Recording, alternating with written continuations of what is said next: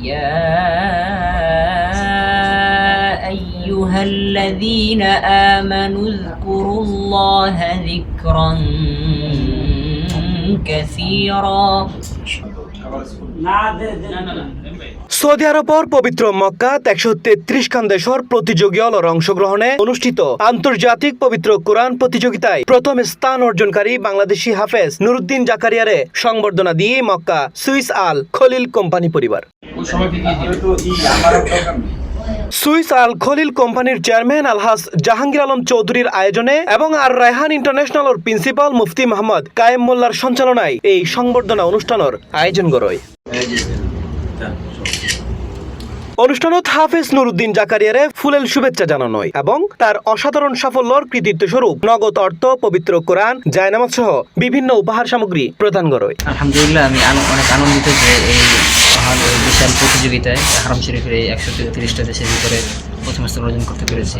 আল্লাহ তাআলা যাতে এই ধারা অব্যাহত রাখেন। আমি তো আসলে এটা তো মাওলার শুকরিয়া, এটা তো দুনিয়ার কোনো গর্ব না, দুনিয়ার কোনো আমরা কোনো গর্ব করছি না যে আমার ছেলে বিশ্বসেরা হাফেজ হয়েছে। মাওলার কাছে শুকরিয়া আদায় করি, বাইতুল্লাহ সিজদা দিয়েছি, মাওলার কাছে দোয়া করেছি, তার জন্য আল্লাহ এই কবুল করেছে। বাংলাদেশের সকল ধর্মপ্রাণ মুসলমান ভাইদের দোয়াকে কবুল করেছেন, এজন্য মালিকের দরবারে আমরা শুকরিয়া আদায় করি। এই সময় সুইস আল খলিল কোম্পানির পরিচালক জয়নাল আবেদিন হিরো, তৌহিদুল আলম, ইমাম হোসেন, এম সাইফুল ইসলাম উপস্থিত আছে। এছাড়া পিএসপি কোরআনের আলো, এনটিভি বর্ষসেরা প্রতিযোগিতা সহ বিভিন্ন কোরআন প্রতিযোগিতায় শ্রেষ্ঠত্ব অর্জনকারী হাফেজ আলর পাশাপাশি মহাসচিব মুফতি মোহাম্মদ মহিউদ্দিন, হাবিবুল্লাহ মক্কি, মুফতি মাওলানা শোয়েব আহমদ আজহারি ও হাফেজ জায়েদ আব্দুল্লাহ বক্তব্য দেয়। আমাদের বাংলাদেশ থেকে আগত নুরুদ্দিন জাকারিয়া গতকাল 133টা দেশের সাথে কম্পিটিশন করে যে পুরস্কার, যে সম্মাননা পেয়েছে, এটা আসলে প্রবাসী বাঙালির মধ্যে আমরা যে তাদের আনন্দের এক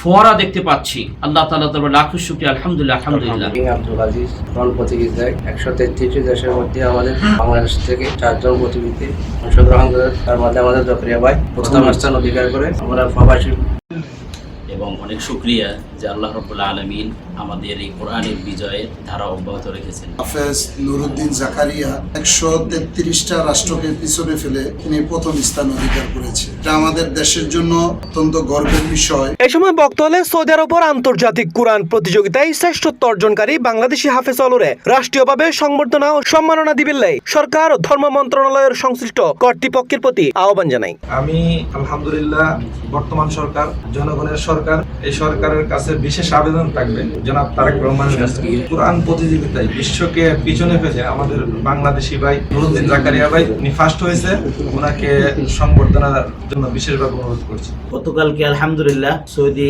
আন্তর্জাতিক হিফজুল কোরআন প্রতিযোগিতায় 133টি দেশের মধ্যে বাংলাদেশের আর রায়হান ইন্টারন্যাশনাল হিফজ মাদ্রাসা নুরুদ্দিন জাকারিয়া আলহামদুলিল্লাহ প্রথম স্থান অধিকার করেছে। সবাই আলহামদুলিল্লাহ।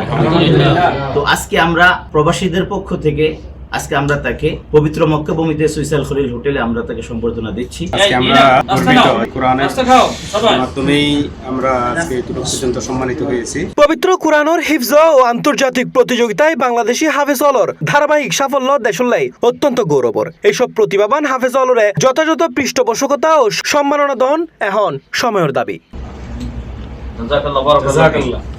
C plus TV, Chittagong.